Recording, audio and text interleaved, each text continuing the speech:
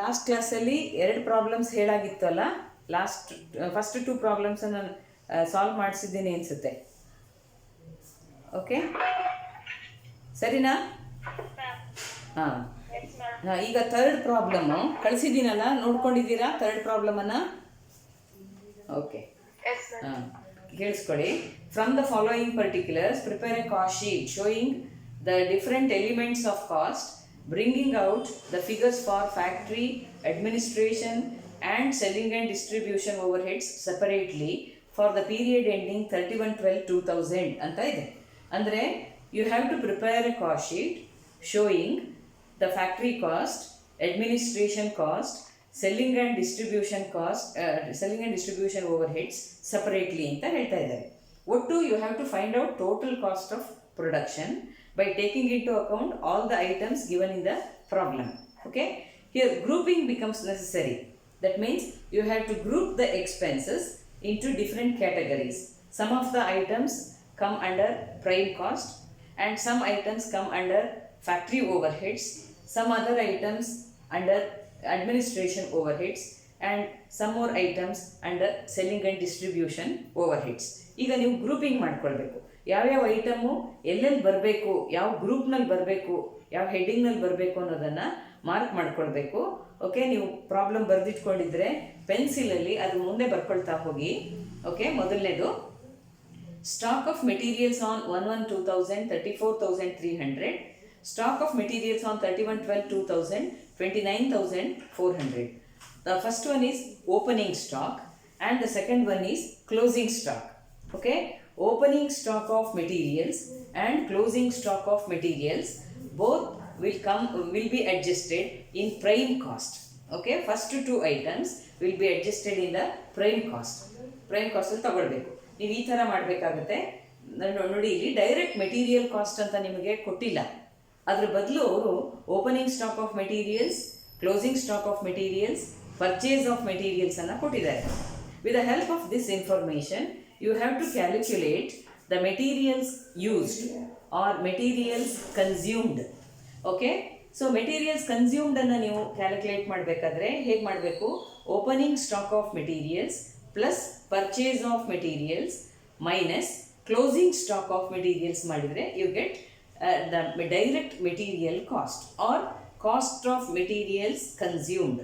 ಇದನ್ನು first calculate ಮಾಡಬೇಕು. ನಿಮಗೆ ಗೊತ್ತಿದೆ ಕಾಸ್ಟ್ ಶೀಟಲ್ಲಿ first item is direct material cost or cost of materials consumed ಅನ್ನೋದು. ಅದನ್ನು ನೀವು ಇದರಿಂದ ಕ್ಯಾಲ್ಕುಲೇಟ್ ಮಾಡ್ಕೊಳ್ಬೇಕು. ಅದಾದಮೇಲೆ productive wages means direct labour cost ಅಂತ ಅರ್ಥ. ನೀವು ಬೇಕಾದರೆ ಅದ್ರ ಮುಂದೆ ಬರ್ಕೊಳ್ಳಿ. ಪ್ರೊಡಕ್ಟಿವ್ ವೇಜಸ್ ಅಂದರೆ ಡೈರೆಕ್ಟ್ ಲೇಬರ್ ಕಾಸ್ಟ್ ಅಂತ ನೀವು ತಗೊಳ್ಬೇಕಾಗುತ್ತೆ. ಸೊ ಅದು ಕೂಡ ಪ್ರೈಮ್ ಕಾಸ್ಟಲ್ಲಿ ಬರುತ್ತೆ. ಡೈರೆಕ್ಟ್ ಎಕ್ಸ್ಪೆನ್ಸಸ್ 4,000 ಇದೆ. ಈ ಮೂರನ್ನು ಆ್ಯಡ್ ಮಾಡಿದರೆ ಡೈರೆಕ್ಟ್ ಮೆಟೀರಿಯಲ್ ಕಾಸ್ಟ್ ಅಂದರೆ ಡೈರೆಕ್ಟ್ ಮೆಟೀರಿಯಲ್ ಕಾಸ್ಟ್ ಹೇಗೆ ಬರುತ್ತೆ ಅಂತ ಹೇಳಿದೆ. Opening stock plus closing stock plus purchases minus closing stock of materials ಮಾಡಿದರೆ ನಿಮಗೆ ಡೈರೆಕ್ಟ್ ಮೆಟೀರಿಯಲ್ ಕಾಸ್ಟ್ ಸಿಕ್ಕತ್ತೆ. ಅದಕ್ಕೆ ಆ್ಯಡ್ ಪ್ರೊಡಕ್ಟಿವ್ ವೇಜಸ್ ಮಾಡಿ, ಆ್ಯಡ್ ಡೈರೆಕ್ಟ್ ಎಕ್ಸ್ಪೆನ್ಸಸ್ ಮಾಡಿ, ಈ ಮೂರನ್ನು ಆ್ಯಡ್ ಮಾಡಿಕೊಂಡ್ರೆ you get the prime cost. Okay, prime cost ಬಂದಮೇಲೆ ಆ್ಯಡ್ ಫ್ಯಾಕ್ಟ್ರಿ ಓವರ್ ಹೆಡ್ಸ್ ಅಂತ ಮಾಡ್ಕೊಳ್ಬೇಕು. ಫ್ಯಾಕ್ಟ್ರಿ ಓವರ್ ಹೆಡ್ಸಲ್ಲಿ ಏನೇನು ಐಟಮ್ಸ್ ಬರುತ್ತೆ ಅದನ್ನೆಲ್ಲ ಹಾಕ್ಕೊಳ್ತಾ ಹೋಗಬೇಕು. ಈಗ ನೋಡಿ, ಫಸ್ಟು 4-5 ಐಟಮ್ಸನ್ನು ನಾನು ಹೇಳಿದೆ. First 4 items opening stock, closing stock, purchase of materials, productive wages, direct expenses, ಇಲ್ಲಿ ತನಕ ಇದೆಲ್ಲದು ಪ್ರೈಮ್ ಕಾಸ್ಟ್ ಒಳಗೆ ಬರುತ್ತೆ. ಓಕೆ, ಅದಷ್ಟು ಐಟಮ್ಸು ಪ್ರೈಮ್ ಕಾಸ್ಟಲ್ಲಿ ಬರುತ್ತೆ. ನೆಕ್ಸ್ಟಿಂದ ನೋಡ್ಕೊಳ್ತಾ ಹೋಗಿ. ನೆಕ್ಸ್ಟ್ ಐಟಮ್ ಅನ್ಪ್ರೊಡಕ್ಟಿವ್ ವೇಜಸ್ ಅಂತ ಇದೆ. ಅನ್ಪ್ರೊಡಕ್ಟಿವ್ ವೇಜಸ್ ಅಂತ ಹೇಳಿದರೆ ಅದು ಫ್ಯಾಕ್ಟ್ರಿ ಓವರ್ ಹೆಡ್ಸಲ್ಲಿ ಬರಬೇಕು. ಓಕೆ, ವೇಜಸ್ ಅಂದರೆ ಟ್ರೇಡಿಂಗ್ ಅಕೌಂಟಲ್ಲಿ ಬರುತ್ತೆ. ನೋಡಿ, ಟ್ರೇಡಿಂಗ್ ಅಕೌಂಟಲ್ಲಿ ಬರೋವಂಥ ಐಟಮ್ಸು ಪ್ರೈಮ್ ಕಾಸ್ಟ್ ಐಟಮ್ಸ್ ಮತ್ತು ಫ್ಯಾಕ್ಟ್ರಿ ಓವರ್ ಹೆಡ್ಸ್ ಐಟಮ್ಸ್ ಮಾತ್ರ. ಟ್ರೇಡಿಂಗ್ ಅಕೌಂಟ್ನಲ್ಲಿ ಬರುವಂಥದ್ದು prime cost items and factory over head items. So ನೀವು ಟ್ರೇಡಿಂಗ್ ಅಕೌಂಟಲ್ಲಿ ವೇಜಸ್ ಅಂದರೆ ಟ್ರೇಡಿಂಗ್ ಅಕೌಂಟಲ್ಲಿ ಹಾಕ್ತೀರಿ, ನಿಮಗೆ ಗೊತ್ತಿದೆ. ಇದರಲ್ಲಿ ಪ್ರೊಡಕ್ಟಿವ್ ವೇಜಸ್ ಅಂತ ಹೇಳಿದರೆ ಡೈರೆಕ್ಟ್ ಲೇಬರ್ ಕಾಸ್ಟ್ ಅಂತ ತೊಗೊಂಡಿದ್ದೀರಿ, ಅದು ಪ್ರೈಮ್ ಕಾಸ್ಟಲ್ಲಿ ಬರುತ್ತೆ. ಅನ್ಪ್ರೊಡಕ್ಟಿವ್ ವೇಜಸ್ ಅಂದರೆ ಅದನ್ನು ಫ್ಯಾಕ್ಟ್ರಿ ಇಂಡೈರೆಕ್ಟ್ ಎಕ್ಸ್ಪೆನ್ಸಸ್ ಅಂತ ನಾವು ಟ್ರೀಟ್ ಮಾಡಬೇಕು. Okay, so wages paid to indirect labour ಅಂತ ಅರ್ಥ. ಅದು ಅನ್ಪ್ರೊಡಕ್ಟಿವ್ ವೇಜಸ್ ಅಂದರೆ ಸೊ ಅದು ಫ್ಯಾಕ್ಟ್ರಿ ಓವರ್ ಹೆಡ್, FOH ಅಂತ ಬರ್ಕೊಳ್ಳಿ, ಫ್ಯಾಕ್ಟ್ರಿ ಓವರ್ ಹೆಡ್ಸ್ ಅಂತ. Next factory rent and taxes. ಅದು ಕೂಡ ಫ್ಯಾಕ್ಟ್ರಿ ಅಂತ ಹೇಳಿದರೆ it refers to production department. Factory always refers to production department. So rent and taxes, factory rent and taxes means rent and taxes paid for the production department ಅಂತ ಅರ್ಥ. ಹಾಗಾಗಿ factory rent and ಟ್ಯಾಕ್ಸಸನ್ನು 8,400 ನೀವು factory overheads ಅಂತ consider ಮಾಡ್ತೀರಿ. Factory lighting again it is related to production department, 2,800. So factory overheads. Factory maintenance, factory overheads. Office insurance, the office insurance should be taken as administration overheads. Okay, office insurance is taken as administration overheads. Legal expenses, administration overheads. Then rent of warehouse is selling and distribution overheads. ನೋಡಿ ಯಾವ್ಯಾವ items ಸೇಲ್ಸಿಗೆ ಸಂಬಂಧಪಟ್ಟಿರುತ್ತೆ ಅಥವಾ distribution of goods to ಕಸ್ಟಮರ್ಸಿಗೆ ಸಂಬಂಧಪಟ್ಟಿರುತ್ತೆ ಅಂಥ ಎಕ್ಸ್ಪೆನ್ಸಸ್ಸನ್ನು ನಾವು selling and distribution expenses ಅಂತ ಕರಿತೀವಿ. ಇಲ್ಲಿ wear house ಅಂತ ಹೇಳಿದರೆ it is used for stocking of materials, stocking of finished goods. Finished ಗೂಡ್ಸನ್ನು ಸ್ಟೋರ್ ಮಾಡಲಿಕ್ಕೆ ನೀವು ವೇರ್ ಹೌಸನ್ನು ಯೂಸ್ ಮಾಡ್ಕೊಳ್ತೀರಿ. ಸೊ ವೇರ್ ಹೌಸ್ ರೆಂಟ್ ಏನಾಗುತ್ತೆ ಅಂತ ಹೇಳಿದರೆ ಇಲ್ಲಿ that is the distribution expenditure. Okay, distribution expenditure ಆಗುತ್ತೆ. ಸೊ ಹಾಗಾಗಿ ಅದು ಸೆಲ್ಲಿಂಗ್ ಆ್ಯಂಡ್ ಡಿಸ್ಟ್ರಿಬ್ಯೂಷನ್ ಓವರ್ ಹೆಡ್ಸಲ್ಲಿ ತಗೊಳ್ಬೇಕು. Depreciation of plant and machinery ಅಂತ ಇದೆ. Depreciation of plant and machinery ಅಂದಾಗ plant and machinery is used in production department. So any expenditure connected to plant and machinery is taken as factory overheads. Okay, production ಡಿಪಾರ್ಟ್ಮೆಂಟಿಗೆ ಸಂಬಂಧಪಟ್ಟಿರುವಂತಹ indirect expenses ಏನಿದೆ ಅದೆಲ್ಲದೂ ಕೂಡ factory overheads ಆಗುತ್ತೆ. So depreciation of plant and machinery ಅಂದಾಗ plant and machinery is installed in production department. So any expenses connected with plant and machinery will be treated as factory overheads. Okay, next factory heating, factory overheads ಅಲ್ಲಿ ಬರುತ್ತೆ. motive power ಅಂದರೆ trading account ಗೊತ್ತಾಗುತ್ತೆ ನಿಮಗೆ. So ಹಾಗಾಗಿ ಅದು ಕೂಡ factory over heads ಅಲ್ಲಿ ಬರಬೇಕು. ಹಾಲೇಜ್ ಅಂದರೆ ಓವರ್ ಹಾಲಿಂಗ್ ಅಂತ ಮಾಡ್ತಾರೆ. ಓಕೆ, ರಿಪೇರ್ಸಿಗೆ ಸಂಬಂಧಪಟ್ಟಿರುತ್ತೆ, ಕ್ಲೀನಿಂಗಿಗೆ ಸಂಬಂಧಪಟ್ಟಿರುತ್ತೆ ಆಫ್ ಮೆಷಿನರಿ ಎಟ್ಸೆಟ್ರಾ. ಹಾಗಾಗಿ haulage is a factory overhead. Directors fees ನೋಡಿ P&L ಅಕೌಂಟಲ್ಲಿ ಬರುತ್ತೆ. ಸಾಮಾನ್ಯ administration overheads, selling and distribution overheads P&L ಅಕೌಂಟಲ್ಲೇ ಬರೋದು. ಸೊ P&L ಅಕೌಂಟ್ ಐಟಮ್ಸನ್ನು ನೀವು ನೋಡಿದಾಗ ನಿಮ್ಗೆ ಗೊತ್ತಾಗಬೇಕು either it should be administration overheads or selling and distribution overheads. So ಇಲ್ಲಿ ಡೈರೆಕ್ಟರ್ಸ್ ಫೀಸ್ ಅಂದರೆ ಇಟ್ ಈಸ್ ರಿಲೇಟೆಡ್ ಟು, ಇಲ್ಲಿ ನೋಡಿ ಡೈರೆಕ್ಟರ್ಸ್ ಫೀಸಲ್ಲಿ 2 ಥರ ಕೊಟ್ಟಿದ್ದಾರೆ. ಡೈರೆಕ್ಟರ್ಸ್ ಫೀಸ್ ವರ್ಕ್ಸ್ 1,500, ಆಫೀಸ್ 3,000 ಅಂತ ಹೇಳಿದ್ದಾರೆ. ಸೊ ವರ್ಕ್ಸ್ ಅಂತ ಹೇಳಿದರೆ ಫ್ಯಾಕ್ಟ್ರಿ ಅಂತ ಅರ್ಥ. ಓಕೆ, ವರ್ಕ್ಸ್ ಓವರ್ ಹೆಡ್ಸ್ ಅಂತ ಹೇಳ್ತೀವಿ ಫ್ಯಾಕ್ಟ್ರಿ ಓವರ್ ಹೆಡ್ಸಿಗೆ. ಸೊ ವರ್ಕ್ಸ್ ಅಂತ ಇರೋದನ್ನು 1,500 ಫ್ಯಾಕ್ಟ್ರಿ ಓವರ್ ಹೆಡ್ಸ್ ಅಂತ ಟ್ರೀಟ್ ಮಾಡಬೇಕು. ಆಫೀಸ್ ಅಂತ ಇದೆಯಲ್ಲ ಡೈರೆಕ್ಟರ್ಸ್ ಫೀಸಲ್ಲಿ, ಆಫೀಸ್ 3,000 ಇದೆಯಲ್ಲ ಅದನ್ನು ಅಡ್ಮಿನಿಸ್ಟ್ರೇಷನ್ ಓವರ್ ಹೆಡ್ಸ್ ಅಂತ ತಗೊಳ್ಬೇಕಾಗುತ್ತೆ. ಫ್ಯಾಕ್ಟ್ರಿ ಕ್ಲೀನಿಂಗ್ 700 ಇದೆ, ಫ್ಯಾಕ್ಟ್ರಿ ಓವರ್ ಹೆಡ್ಸ್ ಅಂತ ಟ್ರೀಟ್ ಮಾಡಬೇಕು. ಸನ್ಡ್ರಿ ಆಫೀಸ್ ಎಕ್ಸ್ಪೆನ್ಸಸ್ ಅಂದರೆ ಅಡ್ಮಿನಿಸ್ಟ್ರೇಷನ್ ಓವರ್ ಹೆಡ್ಸ್. ಅಡ್ಮಿನಿಸ್ಟ್ರೇಷನ್ ಓವರ್ ಹೆಡ್ಸ್ಗೆ ನೀವು ಆಫೀಸ್ ಓವರ್ ಹೆಡ್ಸ್ ಅಂತ ಕೂಡ ಕರಿಬೋದು. ಓಕೆ, ಎರಡು ಒಂದೇ ಆಗುತ್ತೆ. So sundry office expenses administration ಓವರ್ ಹೆಡ್ಸಲ್ಲಿ ಬರುತ್ತೆ. Estimating expenses 750. Estimating expenses are related to the production departments. So ಹಾಗಾಗಿ ಅದನ್ನು ಫ್ಯಾಕ್ಟ್ರಿ ಓವರ್ ಹೆಡ್ಸ್ ಅಂತ ನೀವು ತಗೊಳ್ಬೇಕಾಗುತ್ತೆ. Factory stationery factory overheads. Office stationery administration overheads. Loose tools written off. Now, loose tools are used in the production department and therefore loose tools written off should be treated as factory overheads. Anything that is connected to production department will be treated as factory overheads. ಹಾಗಾಗಿ loose ಟೂಲ್ಸನ್ನು factory overheads ಆಗಿ treat ಮಾಡ್ತೀವಿ. Rent and taxes office ಅಂತ ಬ್ರ್ಯಾಕೆಟಲ್ಲಿ ಹೇಳಿದ್ದಾರೆ. Rent and taxes office ಅಂತ ಹೇಳಿದಾಗ administration overheads. Water supply ಇದು ಟ್ರೇಡಿಂಗ್ ಅಕೌಂಟಲ್ಲಿ ಬರುವಂಥ ಐಟಮು, ಹಾಗಾಗಿ ಅದು factory overheads. Depreciation of office building ಅಂದರೆ ಅಡ್ಮಿನಿಸ್ಟ್ರೇಷನ್ ಓವರ್ ಹೆಡ್ಸ್ ಆಗುತ್ತೆ. Depreciation of delivery vans. ನಾವು delivery vans are meant for distributing the goods to the customers. Okay, ಕಸ್ಟಮರ್ಸಿಗೆ ಗೂಡ್ಸನ್ನು ತಲುಪಿಸ್ಲಿಕ್ಕೋಸ್ಕರ ನಾವು ಯೂಸ್ ಮಾಡುವಂಥ ವ್ಯಾನ್ಸನ್ನು ಡೆಲಿವರಿ ವ್ಯಾನ್ಸ್ ಅಂತ ಕರಿತೀವಿ. So it is related to distribution of products, distribution of goods to the consumers. So it is to be treated as selling and distribution overheads, depreciation of delivery vans. Okay, bad debts can be taken as selling expenditure. ಯಾಕೆಂದರೆ ಬ್ಯಾಡ್ dates ಬರೋದು ಯಾವಾಗ? When the credit sales have taken place. Okay, ನೀವು ಕೆಲವರಿಗೆ credit basis ಮೇಲೆ ಮಾರಾಟ ಮಾಡಿರ್ತೀರಿ, ಅವರಿಂದ ಹಣ ಬರಬೇಕಾಗಿದೆ, ಕೆಲವರು ಕೊಡಲಿಲ್ಲ. ಓಕೆ, ಯಾವ ಡೆಟ್ಸು ಕಲೆಕ್ಟ್ ಆಗಲ್ಲ, ಇರ್ರಿಕವರಬಲ್ ಡೆಟ್ಸ್ ಏನಿದೆ ಅದನ್ನೇ ನಾವು ಬ್ಯಾಡ್ ಡೆಟ್ಸ್ ಅಂತ ಕರಿತೀವಿ. ಹಾಗಾಗಿ ಬ್ಯಾಡ್ ಡೆಟ್ಸನ್ನು ನಾವು ಸೆಲ್ಲಿಂಗ್ ಆ್ಯಂಡ್ ಡಿಸ್ಟ್ರಿಬ್ಯೂಷನ್ ಎಕ್ಸ್ಪೆನ್ಸಸ್ ಅಲ್ಲಿ ತಗೊಳ್ಬೋದು. ಅಡ್ವರ್ಟೈಸ್ಮೆಂಟ್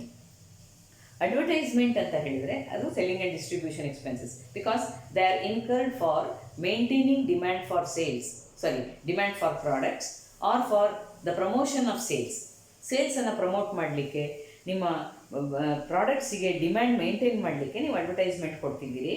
ಹಾಗಾಗಿ ಅಡ್ವರ್ಟೈಸ್ಮೆಂಟ್ ಎಕ್ಸ್ಪೆನ್ಸಸ್ಸನ್ನು ಸೆಲ್ಲಿಂಗ್ ಆ್ಯಂಡ್ ಡಿಸ್ಟ್ರಿಬ್ಯೂಷನ್ ಅಂತ ತಗೊಳ್ಬೇಕಾಗುತ್ತೆ. It is a sales expenditure. Sales department salaries, again selling and distribution expenses. Upkeep of delivery ವ್ಯಾನ್ಸಿಗೆ ಸಂಬಂಧಪಟ್ಟಿದ್ದೆಲ್ಲದು selling and distribution expenses, because delivery vans are meant for distributing the goods. So selling and ಡಿಸ್ಟ್ರಿಬ್ಯೂಷನಲ್ಲಿ ಬರಬೇಕು. Bank charges, ಇದು ನೋಡ್ಕೊಳ್ಳಿ. Bank charges do not appear anywhere in the cost sheet. This is because bank charges are purely financial expenses. They are pure financial expenses and they are not related to the cost accounts. So they do not appear in the cost sheet. Okay? ಬೇಕಾದರೆ ನೀವು ನೋಟಲ್ಲಿ ಅದನ್ನು ನೋಡ್ಕೊಳ್ಬೋದು, ನೋಟಲ್ಲಿ ಬರ್ಕೊಳ್ಳಿ.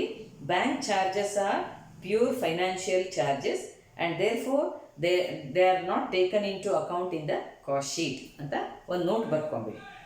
Commission on sales ₹1920.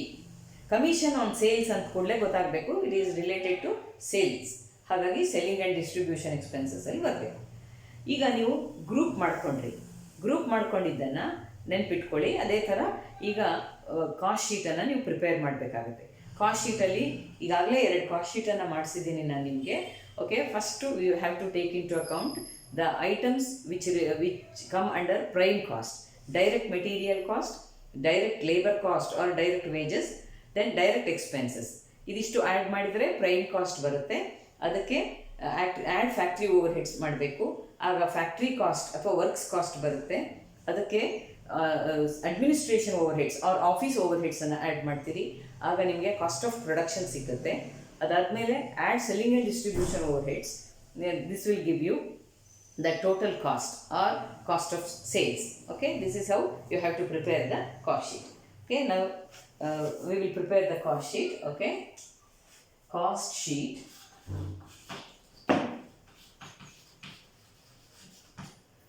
Cost sheet for the period ending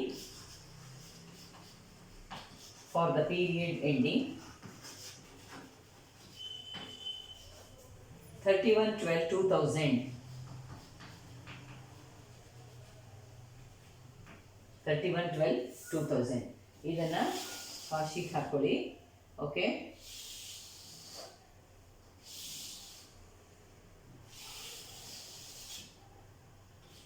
particulars rupees inner column. This is inner column, this is outer column. ಇಲ್ಲಿ total cost ಅಂತಲೂ ಬರೀಬೋದು, total cost ಅಂತಲೂ ಬರೀಬೋದು, amount ಅಂತಲೂ ಬರೀಬೋದು. ಓಕೆ, ಈಗ let us start with opening stock of materials. Okay, opening stock of materials, inner column ₹29,400. Sorry, stock of materials on 1/1/2000 ಅಂತ ಇದೆ. 1/1/2000 ಅಲ್ಲಿ stock of materials ಇಷ್ಟೇ 34,300 ಇದೆ. Add purchase of materials,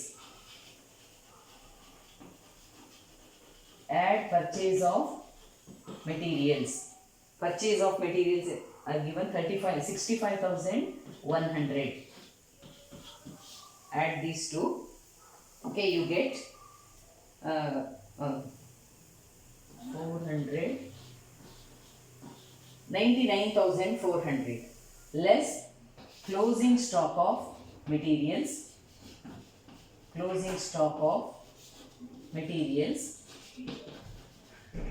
that is on 31/12/2000.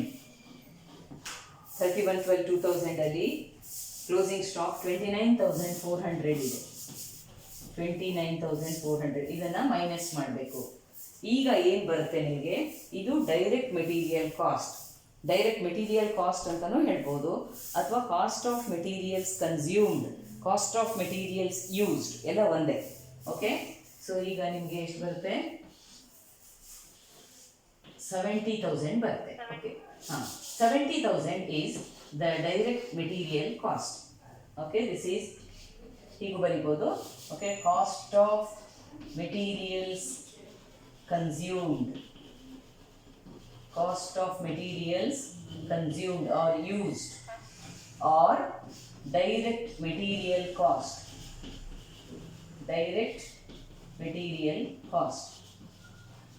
Okay. ಈಗ direct material cost ಒಂದು ಸಿಕ್ಕಿದೆ ನಿಮ್ಗೆ ಅಷ್ಟೇ, ಒಂದೇ ಐಟಮ್ ಆಗಿರೋದು. ಈಗ ನೋಡಿ, ಯಾಕೆ ನಾವು ಈ ಥರ ಮಾಡ್ತಿದ್ದೀವಿ ಅಂದರೆ, ಹೋದ ವರ್ಷ ಪರ್ಚೇಸ್ ಮಾಡಿರೋ materials, opening stock of materials means the materials purchased during the last year, previous year, 34,300 ಉಳಿದಿತ್ತು. ಹೋದ ವರ್ಷ ಪರ್ಚೇಸ್ ಮಾಡಿರೋ ಮೆಟೀರಿಯಲ್ಸು ಇಷ್ಟು ಉಳಿದಿತ್ತು. ಈ ವರ್ಷ again we have purchased materials worth 65,100. ಈಗ total materials available with us 99,400. 99,400 ಅಲ್ಲಿ ಕೊನೆಗೆ ಪ್ರೊಡಕ್ಷನ್ ಎಲ್ಲ ಆದಮೇಲೆ ನಮ್ಮ ಹತ್ರ ಇಷ್ಟು ಮೆಟೀರಿಯಲ್ಸ್ ಉಳಿದಿತ್ತು, ಅಂದರೆ ಇಷ್ಟನ್ನು ನಾವು ಯೂಸ್ ಮಾಡಿದ್ವಿ. This is unused materials. Closing stock is the unused material.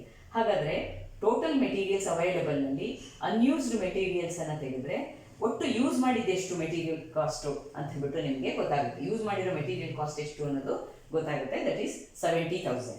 Okay, next is add second item. ಈಗ ಫಸ್ಟ್ ಐಟಮ್ ಇಲ್ಲಿ ಸಿಕ್ಕಿದೆ ಡೈರೆಕ್ಟ್ ಮೆಟೀರಿಯಲ್ ಕಾಸ್ಟು. ಈಗ direct labour cost, add direct labour cost ಅಂತ ಬರ್ಕೊಳ್ಳಿ ಬ್ರಾಕೆಟ್ನಲ್ಲಿ. ಇಲ್ಲಿ ಡೈರೆಕ್ಟ್ ಲೇಬರ್ ಕಾಸ್ಟ್ ಅಂತ ಕೊಟ್ಟಿಲ್ಲ ಅವರು, ಅದ್ರ ಬದಲು ಪ್ರೊಡಕ್ಟಿವ್ ವೇಜಸ್ ಅಂತ ಕೊಟ್ಟಿದ್ದಾರೆ. ಬ್ರಾಕೆಟ್ನಲ್ಲಿ ಪ್ರೊಡಕ್ಟಿವ್ ವೇಜಸ್ ಅಂತ ಬರ್ಕೊಳ್ಳಿ. Okay, productive wages 45,000. Okay, next add direct expenses. Direct expenses ಎಲ್ಲ ಪ್ರಾಬ್ಲಮ್ನಲ್ಲೂ ಇರೋದಿಲ್ಲ, ಇದ್ದರೆ ಸೇರಿಸ್ಕೊಳ್ಳಿ. It should come under prime cost. Okay, direct expenses 4,000. Direct ಎಕ್ಸ್ಪೆನ್ಸಸ್ಸಿಗೆ ಚಾರ್ಜೆಬಲ್ ಎಕ್ಸ್ಪೆನ್ಸಸ್ ಅಂತಲೂ ಹೇಳ್ತಾರೆ, ಕೆಲವು ಸರಿ ಟ್ರೇಸಬಲ್ ಎಕ್ಸ್ಪೆನ್ಸಸ್ ಅಂತ ಹೇಳ್ತಾರೆ. Because which can be directly trace to a particular cost unit ಅಂತ ಅರ್ಥ. Traceable expenses, chargeable expenses, direct expenses all mean the same. Okay, so direct expenses 4,000. Now add these three items, it comes to 1,19,000. Okay, 1,19,000 is the prime cost. This is the prime cost.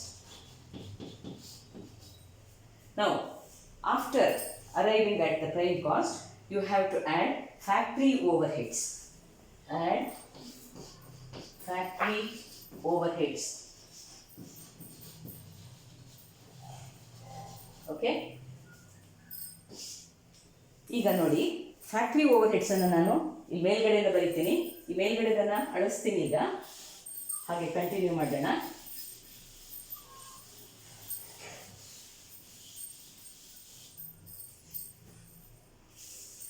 Add factory overheads.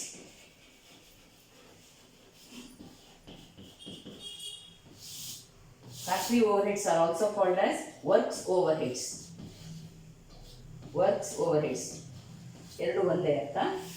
Okay, ಇದರಲ್ಲಿ ನಾನು ಆಗಲೇ grouping ಹೇಳಿದ್ದೀನಿ ನಿಮಗೆ ಯಾವ್ಯಾವ್ದು ಬರುತ್ತೆ ಇದರಲ್ಲಿ ಅಂತ. First unproductive wages. Unproductive wages. Okay, it is how much? Unproductive wages 12,300 inner column.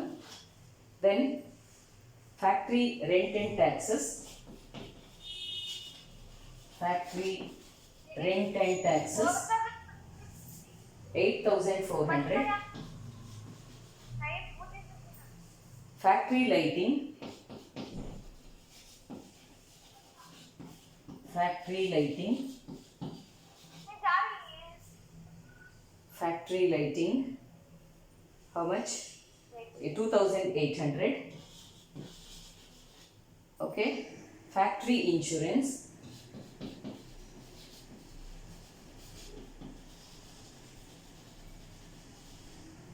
factory insurance 1,500. Then office insurance ಇಲ್ಲಿ ಬರಲ್ಲ, legal expenses ಬರಲ್ಲ, rent of warehouse ಬರಲ್ಲ, depreciation ಬರಲ್ಲ. Factory heating 1,800. Factory heating 1,800. Okay. Next to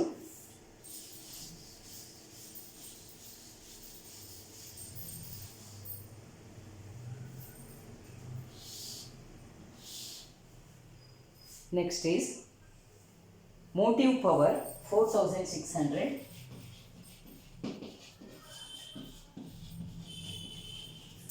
Motive power 4,600.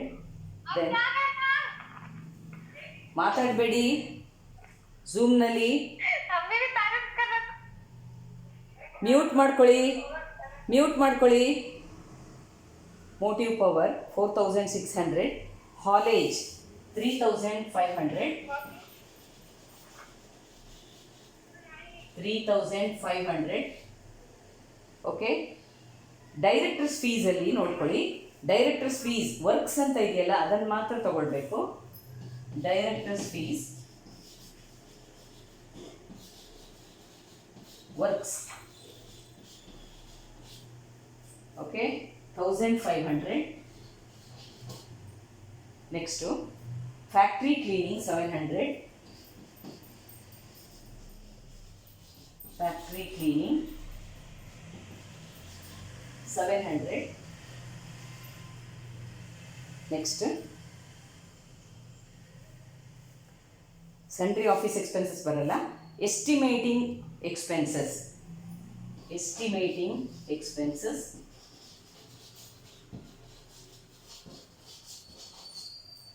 750. Okay. Next factory stationery 400.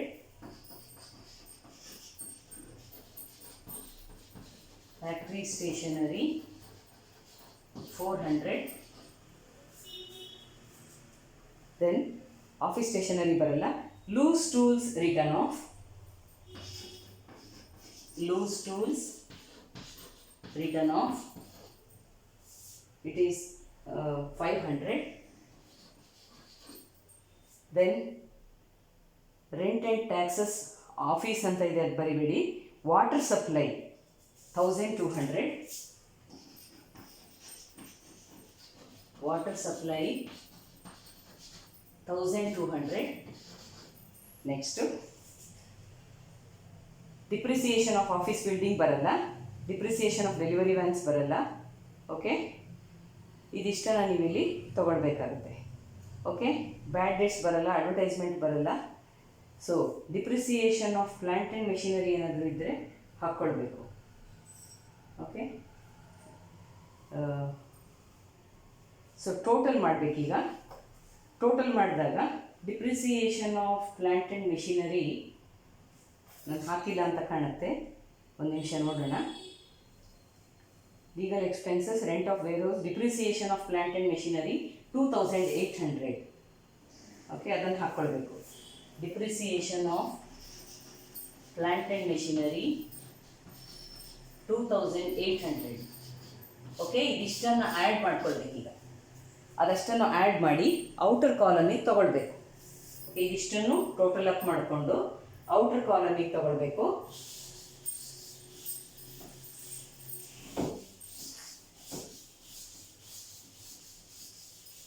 ಇದಿಷ್ಟು add ಮಾಡಿದಾಗ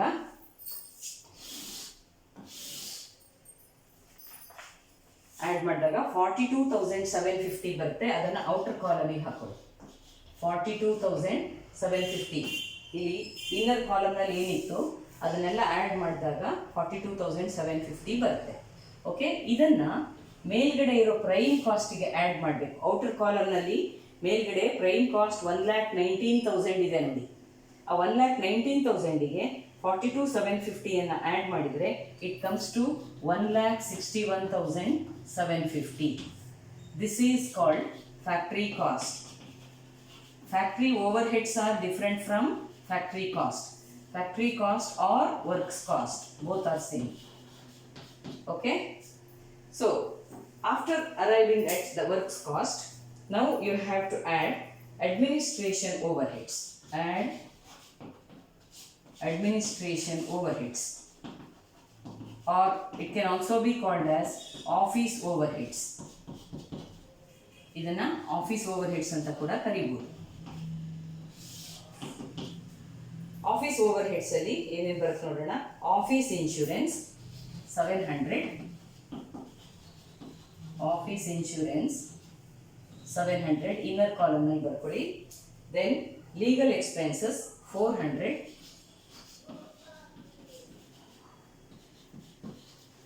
legal expenses 400. Directors fees ಬ್ರಾಕೆಟಲ್ಲಿ office ಅಂತ ಬರೀರಿ. ಎರಡು ಥರ ಡೈರೆಕ್ಟರ್ಸ್ ಫೀಸ್ ಕೊಟ್ಟಿದ್ದಾರಲ್ಲಿ. Office directors fees office 3,000. Next sundry office expenses 250, sundry office expenses 250. Okay, then office stationery 1,000.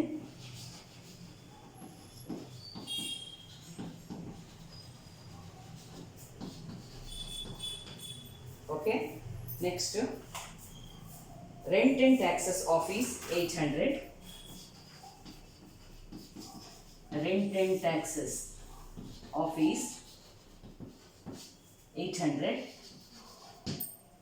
Okay, then depreciation of office building, depreciation of office building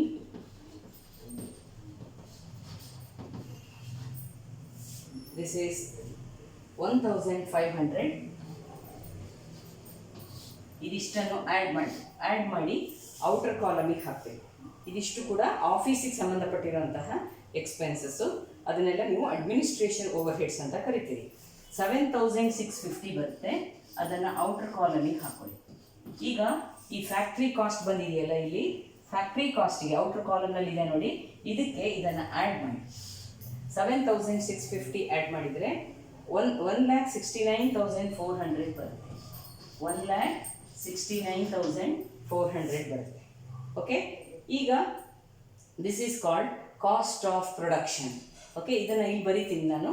ಕೆಳಗಡೆ ಬರೆದ್ರೆ ಕಾಣಿಸಲ್ಲ ನಿಮಗೆ, ಹಾಗಾಗಿ ಮೇಲ್ಗಡೆ ಬರಿತೀನಿ. ಓಕೆ, 7,650 ಆ ಮೇಲ್ಗಡೆ ಫ್ಯಾಕ್ಟ್ರಿ ಕಾಸ್ಟಿಗೆ ಆ್ಯಡ್ ಮಾಡಿದಾಗ ನಿಮಗೆ 1,69,400 ಬಂದಿದೆ. ಓಕೆ, 1,69,400 ಬಂದಿದೆ. This is called cost of production. Okay, works cost plus administration overheads gives you the cost of production. Add ಇಲ್ಲಿ ಫಿನಿಶ್ಡ್ ಪ್ರಾಡಕ್ಟ್ಸಿನ ಓಪನಿಂಗ್ ಸ್ಟಾಕ್ ಕ್ಲೋಸಿಂಗ್ ಸ್ಟಾಕ್ ಇದ್ದರೆ ಈ ಸ್ಟೇಜಲ್ಲಿ ನಾವು ಅಡ್ಜಸ್ಟ್ ಮಾಡಬೇಕಿತ್ತು. ಆದರೆ ಈ ಪ್ರಾಬ್ಲಮ್ನಲ್ಲಿ there is no opening stock or closing stock of finished products. So ಆ ಅಡ್ಜಸ್ಟ್ಮೆಂಟ್ ಇಲ್ಲ. ಸೊ ಮುಂದೆ ಹೋಗೋಣ. Add selling and distribution overheads. Selling and distribution overheads.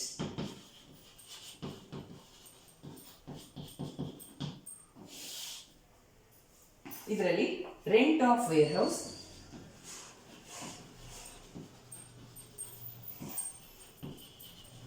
Rent of warehouse 500. Then depreciation of delivery vans, depreciation of delivery vans 400. Then bad debts 200.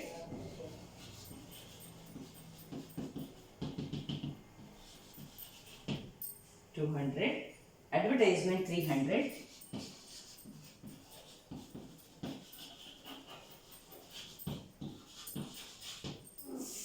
okay, advertisement 300. Next, sales department salaries,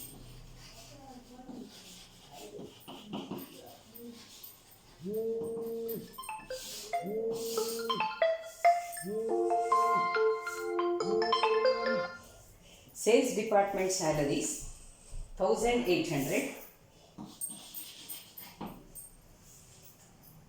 upkeep of delivery vans, upkeep of delivery vans 600, commission on sales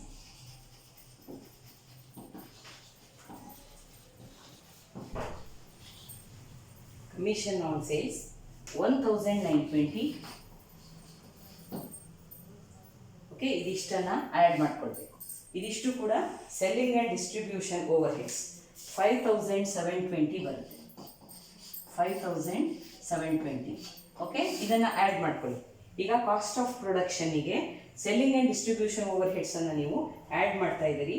ಈಗ it comes to 1,75,170. 120 ಬರುತ್ತೆ. Okay, this is the cost of sales. Cost of sales ಅಂತಲೂ ಹೇಳ್ಬೋದು. It is nothing but total cost.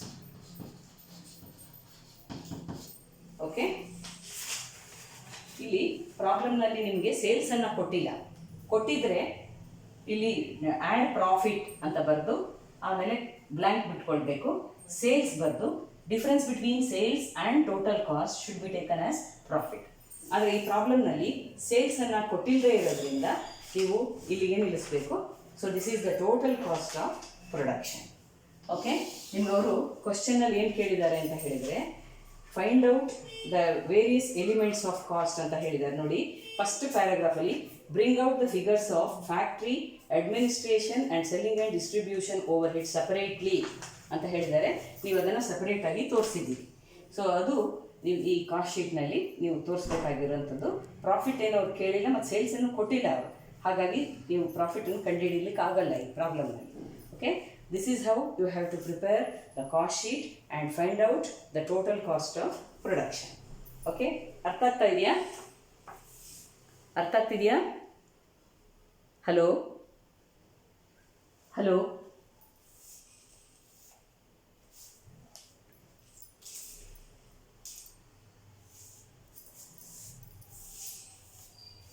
So ಇಲ್ಲಿ ಒಂದು ಪಾಯಿಂಟನ್ನು note ಮಾಡ್ಕೊಳ್ಬೇಕು. ನೋಡಿ, ಈ ಪ್ರಾಬ್ಲಮ್ನಲ್ಲಿ ಬಂದಿರೋಂಥ bank ಚಾರ್ಜಸನ್ನು ನೀವು ಕಾಸ್ಟ್ ಸ್ಟೇಟ್ಮೆಂಟಲ್ಲಿ ತಗೊಂಡಿಲ್ಲ. ಸೊ ಹಾಗಾಗಿ ಈ ಕಾಸ್ಟ್ ಸ್ಟೇಟ್ಮೆಂಟಲ್ಲಿ ಕೆಲವು ಪ್ಯೂರ್ ಫೈನಾನ್ಷಿಯಲ್ ಚಾರ್ಜಸ್ ಏನು ಕೊಟ್ಟಿರ್ತಾರೆ, for example income tax, dividend paid, appropriation of profits ಇರುತ್ತಲ್ಲ, dividend paid, transfer to reserve, ಈ ಥರ ಅಪ್ರಾಪ್ರಿಯೇಷನ್ ಆಫ್ ಪ್ರಾಫಿಟ್ಸ್ ಇದ್ದರೆ, ಅಥವಾ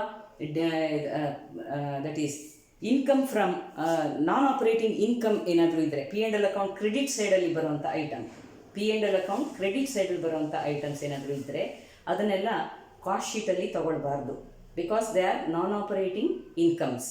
ಓಕೆ, ಹಾಗಾಗಿ ಅದನ್ನು ತಗೊಳ್ಬಾರ್ದು. ಅದೇ ಥರ ಪ್ಯೂರ್ ಫೈನಾನ್ಷಿಯಲ್ ಚಾರ್ಜಸ್ ಏನಾದರೂ ಇದ್ದರೆ, for example interest on bank loan, ಇದರಲ್ಲಿ ಬ್ಯಾಂಕ್ ಚಾರ್ಜಸ್ ಅಂತ ಇದೆ. ಬ್ಯಾಂಕ್ ಚಾರ್ಜಸನ್ನು ನಾವೆಲ್ಲೂ ತಗೊಂಡಿಲ್ಲ, ಅದನ್ನು ತಗೊಳ್ಬಾರ್ದು. Because it is a pure financial expenditure not connected to cost accounts, ಹಾಗಾಗಿ ಅದನ್ನು ನಾವು ತಗೊಳ್ಳೋದಿಲ್ಲ. ಓಕೆ, ಡಿಬೆಂಚರ್ ಇಂಟ್ರೆಸ್ಟ್ ಏನಾದರೂ ಇದ್ದರೆ, ಇಂಟ್ರೆಸ್ಟ್ ಆನ್ ಬ್ಯಾಂಕ್ ಲೋನ್ ಇದ್ದರೆ, ಇದನ್ನೆಲ್ಲನೂ ಕೂಡ ನೀವಲ್ಲಿ ಬಿಟ್ಬಿಡಬೇಕಾಗತ್ತೆ. Okay, this is the note that has to be taken down. ನೀವು ಈ ಥರ ಒಂದು ನೋಟ್ ಬರೆದಿಟ್ಕೊಂಬಿಡಿ. ಆ ಪ್ರಾಬ್ಲಮ್ ಕೆಳಗಡೆ ಬರೆದಿಟ್ಕೊಳ್ಳಿ. Bank charges is not taken into account because it is a pure financial charge ಅಂತ ಹೇಳಿ ಬರೆದಿಟ್ಕೊಂಡು. Okay, thank you.